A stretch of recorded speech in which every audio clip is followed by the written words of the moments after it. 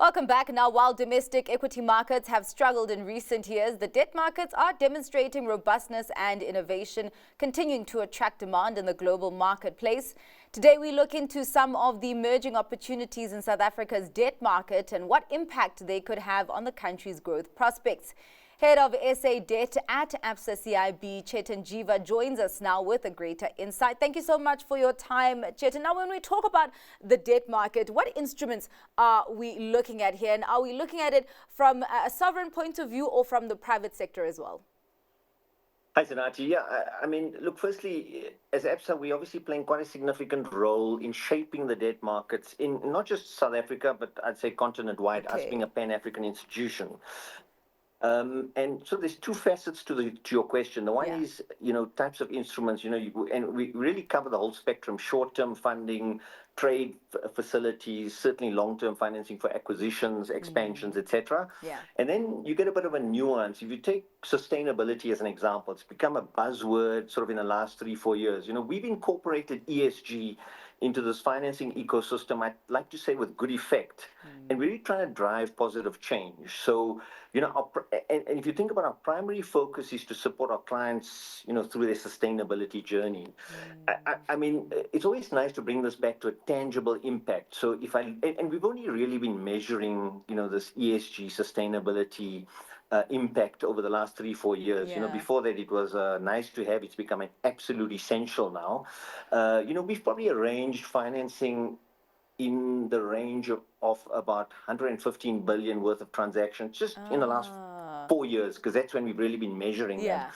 And if you think about the impact we've made and the type of instruments, you could do something that's pretty clear to understand and very simple to grasp is a use of proceeds facility. We say to the client, if you utilize the funding for, solar PV, wind turbines, something that's very clear and measurable and easy to gauge, we're actually willing to give you a financing benefit. So we would actually give you a reduction in your cost of funding. So we're trying to, in a way, sort of spur the whole activity around sustainability, etc.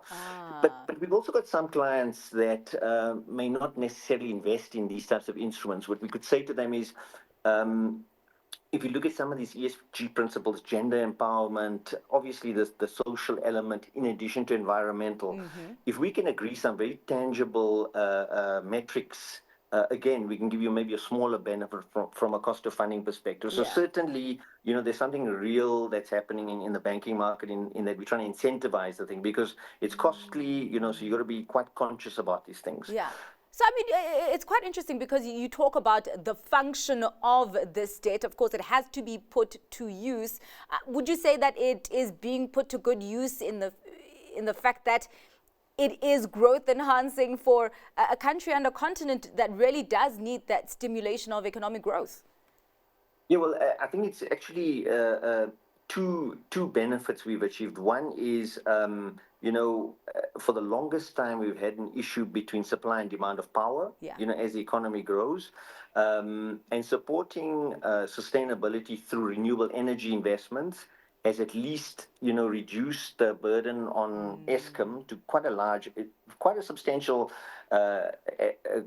considering where we are now relative to sort of 10 years ago, where, our problem was a lot smaller. So that's the first thing. And the second thing, this industry that is renewable energy has created a whole host of jobs, some permanent, some temporary, but significant enhancement to the economy from that perspective. So it's actually been a double benefit for the economy. Okay, so there is quite a lot of demand for that. But now in terms of supply, how is the level of appetite to supply that debt in those markets? And would you say that there is a difference between, an appetite for debt in emerging markets versus developed markets? So look, the pool of supply for the developed markets is insatiable. It is so huge. I don't think we can comprehend it. Coming back to EM, that's our world. I will say that there is significant supply of cash flow. We are long cash, long capital as an institution, and we're very keen to support our clients. So, it's never a case of we're trading carefully because capital or cash flows are challenging. It's always about, being responsible around the risk element. Yeah. But it's been very much about supporting our clients through their growth journeys. And I mean, having said that, there's some very hot sectors. I don't have to tell you the growing demand for data storage, processing power, and that's all cloud computing, AI.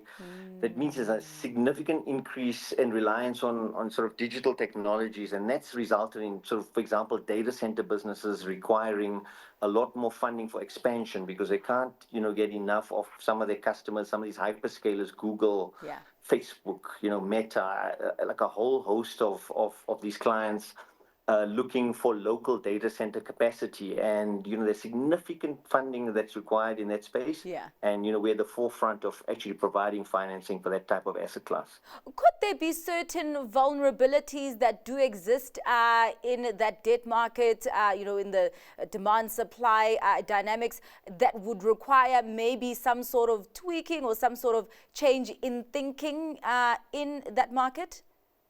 Look, needless to say, there's been quite a bit of turmoil in the global macro of late, trade disruptions, impact. Does that impact growth on the continent? Yes, no, maybe.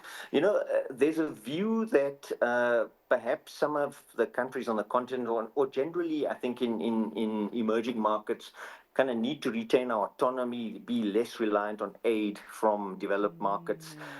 Important for us as a financial institution to ensure that there's deep pools of capital in our market. We never want to rely on foreign aid. Yes. It's nice to see foreign direct investment into our market, and we certainly, and try to enhance that and support that where possible.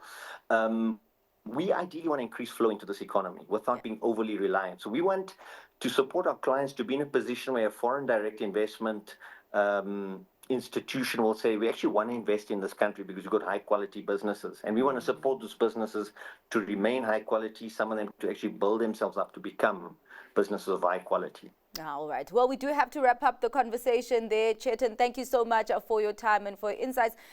Just giving us your insights on the debt market on the country and also in the continent, and really just, really giving us insights on what a mature market that is, and how private financial firms come in to help in that regard. Thank you so much for your time. That was Chetan Jeeva, head of SA Debt at Absa CIB.